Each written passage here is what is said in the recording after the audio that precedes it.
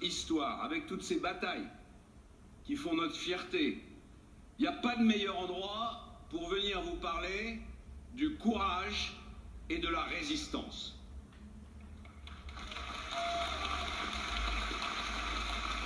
Je suis actuellement sous le feu continu des attaques.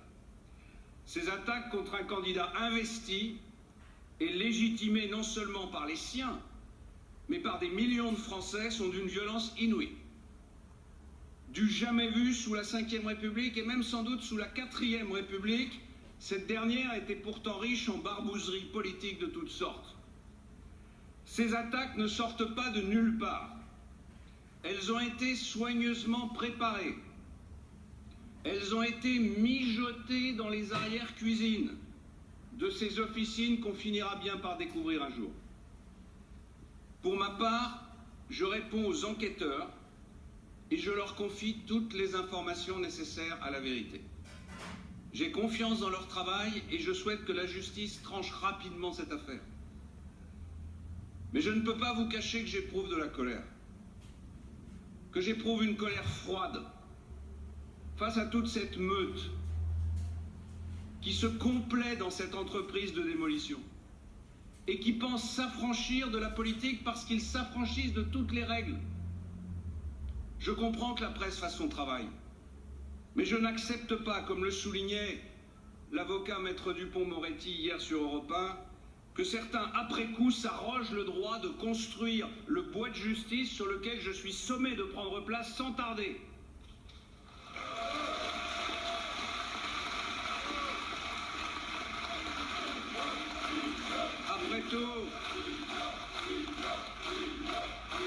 Après tout, le jugement viendra après.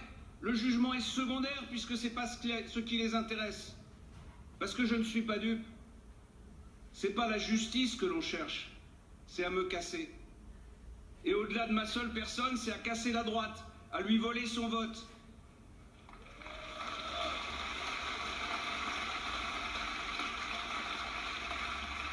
Pensez donc, en me choisissant, elle n'a pas bien voté. Elle n'a pas cédé aux sirènes du panurgisme qui présente l'absence de programme ou le mandat impératif pour les députés comme le comble de l'audace et de la modernité. Alors oui, il fallait bien faire payer ce camouflet que nous avons infligé ensemble aux importants et aux établis.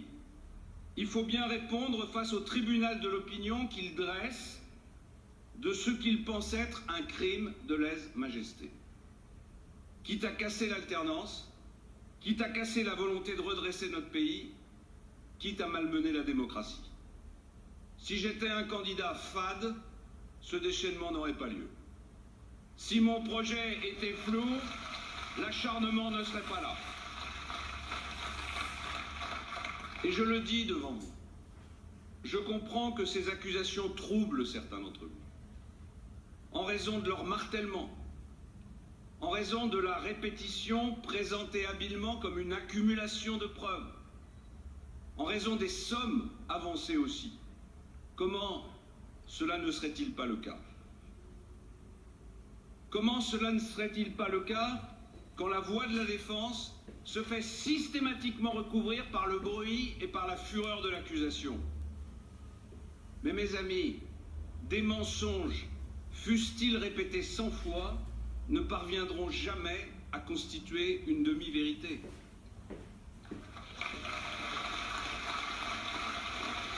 Car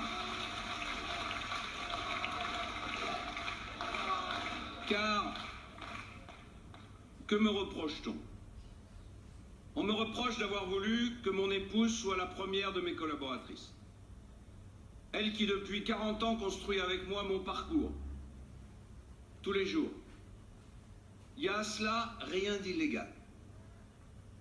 Et j'assume le choix qui fut le mien de m'appuyer sur elle, sur mes proches, qui savent mieux que quiconque les sacrifices et les dévouements qui ont jalonné mon chemin politique. On ne parcourt pas un chemin si rude sans avoir à ses côtés des personnes en qui on a toute confiance.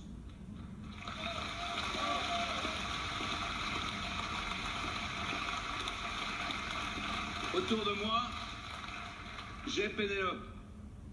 Mais j'ai aussi des équipes dont certains membres ont 40 ans, 30 ans, 20 ans de service avec moi et qui n'ont jamais compté leurs heures parce qu'ils se sont engagés par passion, parce qu'ils ont tenu par fidélité, parce qu'ils sont et qui restent animés par quelque chose qui s'appelle l'amour de leur pays.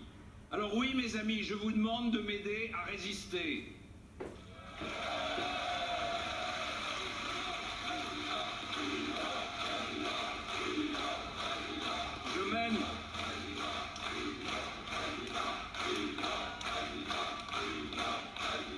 Je mène un combat pour redresser la France, pas pour le goût du pouvoir. Si c'était le goût du pouvoir qui m'animait, je ne présenterais pas à mes compatriotes un projet aussi tranché, un projet aussi peu démagogique, un projet qui nous invite tous à nous retrousser les manches. Je promettrais, comme mes concurrents, de travailler moins, de dépenser plus et de réformer le moins possible. Il paraît que c'est comme ça qu'on séduit les électeurs. Mais moi, je vous dis que c'est aussi comme ça qu'un jour, on va finir par achever la France. L'enjeu des présidentielles, c'est de choisir, avant qu'il ne soit trop tard, entre le déclin et le sursaut. Voilà ce que je crois. Voilà, à mon sens, ce que ressentent des millions de Français qui sont beaucoup plus lucides et beaucoup plus courageux qu'on ne le croit.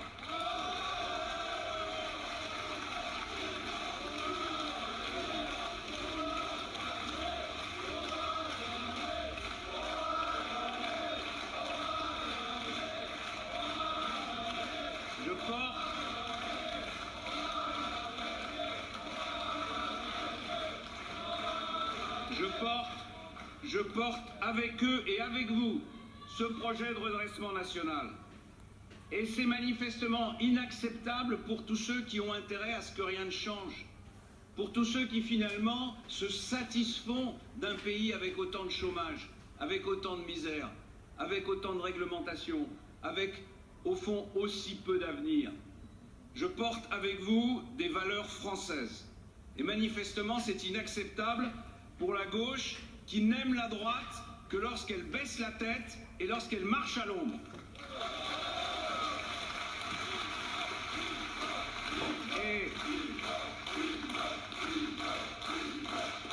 Et je porte avec vous aussi la fierté d'une nation qui veut réussir, d'une nation qui veut être respectée. Et ça, manifestement, c'est inacceptable pour le Front National qui se croit propriétaire de notre drapeau. Eh bien, plus j'entends mes adversaires, plus je mesure combien notre combat est absolument vital pour la France. À entendre M. Hamon, l'urgence de notre pays tiendrait en un slogan: travailler moins, dépenser plus et emprunter la différence. Nos socialistes vivent décidément dans un monde parallèle.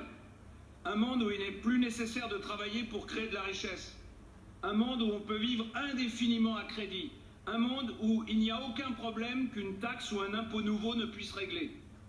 L'économie de M. Hamon, c'est celle de la pénurie organisée. Et voilà maintenant qu'ils veulent imposer le revenu universel. Une trouvaille de génie où chacun est invité à vivre aux dépens de tous les autres.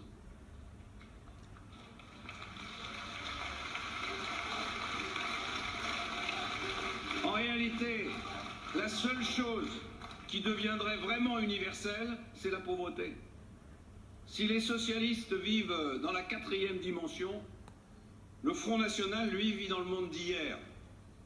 Ces propositions ne sont pas moins démagogiques et moins dangereuses pour la France.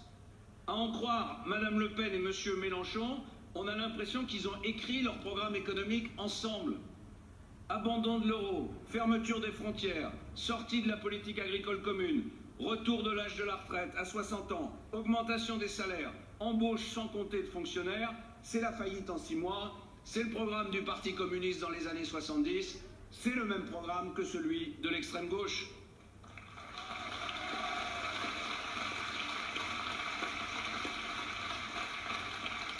Quant à M. Macron, c'est à quelques petites nuances près la même politique que celle de François Hollande. Et d'ailleurs, c'est pas étonnant puisque c'est lui qui avait inspiré la politique qui a été conduite dans notre pays depuis 5 ans. Avec le même flou que François Hollande, avec les mêmes ruses, avec juste le sourire en plus. Mais un sourire marketing, ça ne fait pas une politique pour la France.